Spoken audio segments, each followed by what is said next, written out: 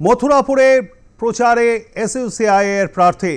আপনাদেরকে আরও একবার জানিয়ে রাখি, মথুরাপুর দক্ষিণ 24 পরগনার যে 4টি কেন্দ্র আছে তার মধ্যে অন্যতম মথুরাপুর কেন্দ্র। সেই মথুরাপুর কেন্দ্রেই সকাল সকাল প্রচারে এসইউসিআই এর প্রার্থী।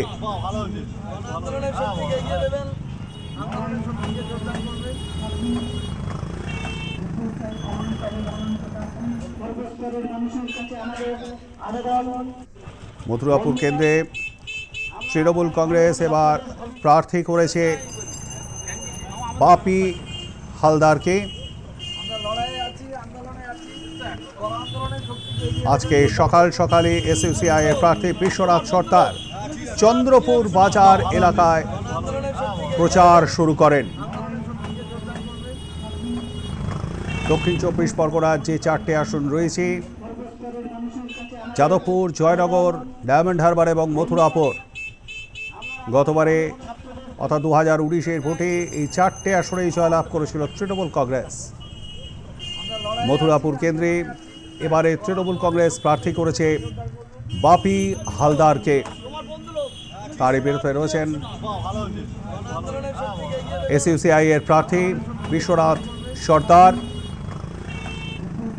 সকাল সকালে তিনি বেরিয়ে পড়েছেন প্রচারে।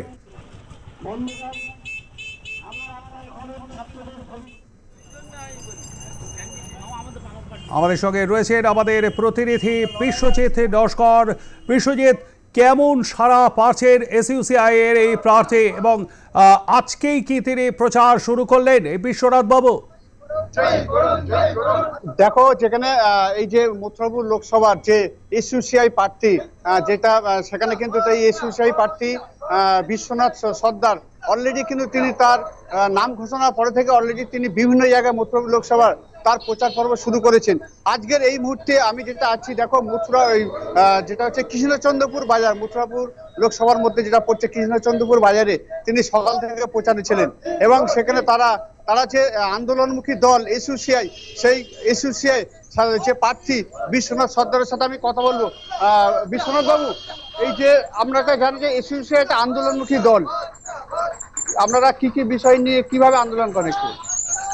আমাদের দল এসইউসিআই কমিউনিস্ট লাগাতার গণ আন্দোলন চালিয়ে আসছে কেন্দ্রের বিজেপি সরকারের বিরুদ্ধে, আমাদের পশ্চিমবাংলায় তৃণমূল সরকারের বিরুদ্ধে আমরা লাগাতার আন্দোলন সংগঠিত করে আসছি। আমাদের এই আন্দোলনের সমর্থনে আমরা মানুষের কাছে সমর্থন পাচ্ছি।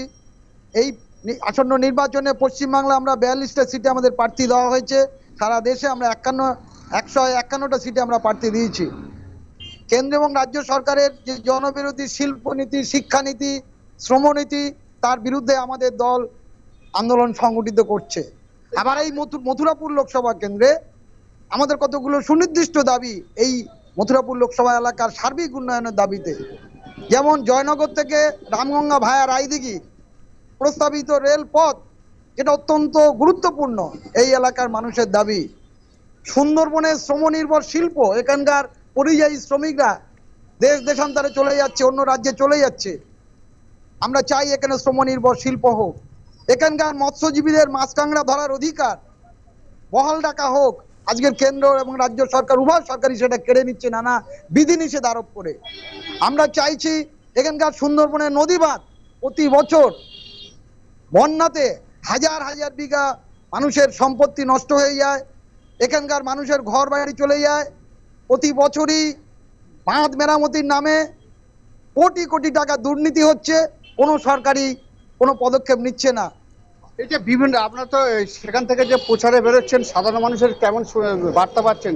আমরা তো একটা এসইউসিআই দল, যেখানে দেখো বিরোধী যে প্রার্থীগুলো তারা কিন্তু সব অনেক হেভিওয়েট প্রার্থী, তারা সেই জায়গায় কতটা টক্কর দেবেন কি বলছেন, কি মনে করছেন? আমরা লাগাতার যে গণ আন্দোলন করছি, আমাদের আন্দোলনের অতীতে আপনারা দেখেছেন প্রাথমিক স্তরে ইংরেজি চালুর দাবিতে যেমন আমরা আন্দোলন করে জয়লাভ করেছিলাম, এখানেও তাই বিদ্যুতের যে স্মার্ট মিটার তার বিরুদ্ধে আমরা আন্দোলন করছি, নদীবাঁধ মেরামতের দাবিতে যে আন্দোলন করছি সেই আন্দোলনে জয়লাভ করছি।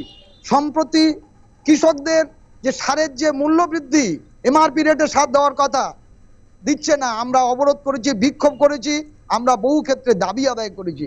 এই যে মানুষ আমাদেরকে সমর্থন করছে, সরকারকে আমরা বাধ্য করছি দাবি আদায় করতে, আমরা মনে করছি সেই মানুষ যেভাবে আমাদেরকে আন্দোলনে সাপোর্ট করে, আন্দোলনের সাপোর্টের মধ্য দিয়ে আগামী দিনে নির্বাচনের সাপোর্ট আমাদের করবে, নির্বাচনের সমর্থন করবে, এই আশা ভরসা জনসাধারণের প্রতি আমাদের আছে।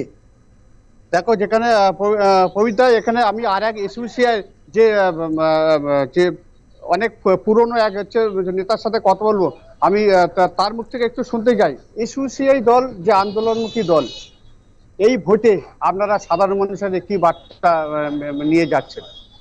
দুটি বিষয়, একদিকে হচ্ছে কেন্দ্রীয় সরকার যেভাবে নির্বাচনী বন্ডের নামে তারা ৬,০৬০ কোটি টাকা নিয়েছে মালিকদের কাছ থেকে, তৃণমূল দল তারাও ১৬০০ কোটি টাকা নিয়েছে, কংগ্রেস ১৪০০ কোটি টাকা নিয়েছে। এই রকম দলগুলো যে নির্বাচনী বন্ডের নামে যে টাকা নিচ্ছে, কাগজে এসে গেছে যে এর কারণে যারা টাকা দিচ্ছে তারা ইচ্ছা মতো জীবনদায়ী ওষুধের দাম বাড়াচ্ছে, এই যে সুযোগ নিচ্ছে, এই যে মালিকদের স্বার্থে এইভাবে যে সাহায্য করা, এর বিরুদ্ধে আমরা মানুষকে সচেতন করতে চাইছি।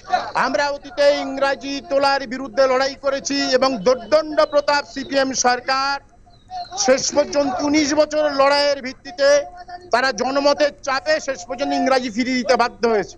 আমরা রিসেন্ট এই যে সারের কালোবাজারি, সরকারি যে রেট তার থেকে বস্তা পিছু বাড়তি টাকা নিচ্ছে, তার বিরুদ্ধে লড়াই করে বিভিন্ন ব্লকে আমরা সরকারি রেটে যাতে সার চাষিরা পায় তার ব্যবস্থা করতে বাধ্য করেছি।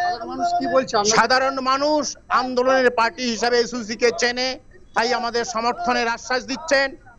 যদিও নানান দুর্নীতিমূলক দল যারা টাকা পয়সা লুটপাট করে, তারা মদ দেবে, মাংস দেবে, নানান সুযোগ সুবিধার প্রতিশ্রুতি দেবে, কিন্তু কার্যত সব গুছিয়ে নেওয়া। আজকের নেতা মন্ত্রীরা জেলে, অনেকে রাতের ঘুম চলে গেছে, কখন জেলে যেতে হয়। তাহলে এইরকম একটা পরিস্থিতি মানুষ বুঝছেন।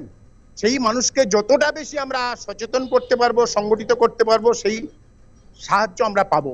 আমরা তারা অতীতে বিভিন্ন আন্দোলনে যেমন তাদের অর্থনৈতিক সাহায্য, তাদের নৈতিক সমর্থন পেয়েছি, এই ভোটেও আমরা তেমন সাফল্য পাবো এই বিশ্বাস রাখি। দেখো পবিত্রা, যেখানে কিন্তু এই এসইউসিআই যারা রয়েছে প্রার্থী এবং তাদের যে অভিজ্ঞ যারা নেতা রয়েছে যেখানে, সেখানে কিন্তু তারা কিন্তু চাইছে যে একটু মানুষের একটু যে বিবেক হোক, যে এসইউসিআইকে তারা কেন ভোট দেবে, আগে যারা বিজেপি, তৃণমূল বা যারা আদার্স যারা আছে সিপিআইএম, কেন তাদের ভোট দেবে না, এটা কিন্তু তারা জিনিসটা জানালো। ধন্যবাদ আমাদের সঙ্গে থাকবার জন্য বিষয়ে।